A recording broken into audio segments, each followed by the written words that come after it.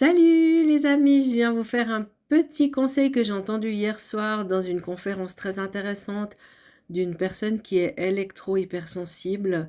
Elle nous a expliqué que c'était hyper important de nous reconnecter à la terre pour faire en fait la mise à terre de notre corps entier. C'est de marcher régulièrement à pieds nus dehors, dans la terre, sur l'herbe ou dans son jardin, ou même de se coucher régulièrement aussi, faire des bains de forêt.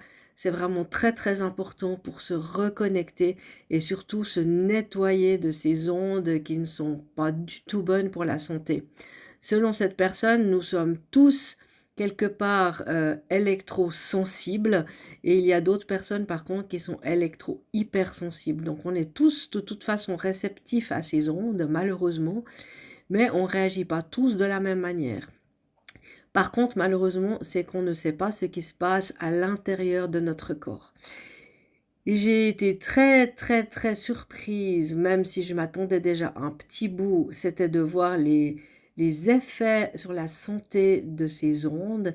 Et je vous assure qu'il y a énormément de maladies déclenchées à cause, entre autres, des ondes et aussi de l'électricité. Donc, c'est vraiment un gros sujet. Là, je voulais juste vous conseiller, c'était de vraiment faire une mise à terre de votre corps et vraiment de vous intéresser à ce sujet parce que c'est très, très, très vaste. Et j'en suis au point aujourd'hui de me demander si cette bronchite qui me poursuit depuis plus de 2 mois maintenant n'est pas due déjà aux ondes, mais aussi à l'électricité qui se dégage dans le lieu où je vis, parce que cette personne a eu une paralysie faciale dans son appartement et après de multiples recherches et de tests, elle s'est rendue compte qu'en fait son lit était bêtement mis contre une paroi murale qui avait des câbles électriques.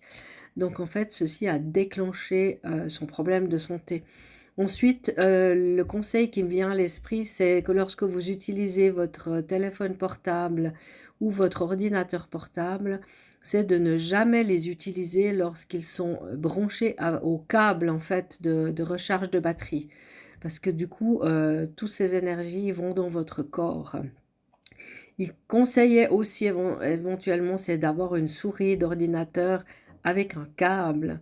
C'est beaucoup moins néfaste que les souris sans câble qui utilisent le Bluetooth.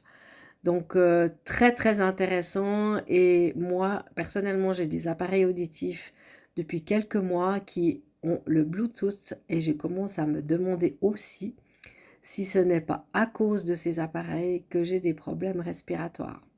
Donc, affaire à suivre, mais je vous invite vraiment à vous intéresser à ce problème des ondes et de l'électricité.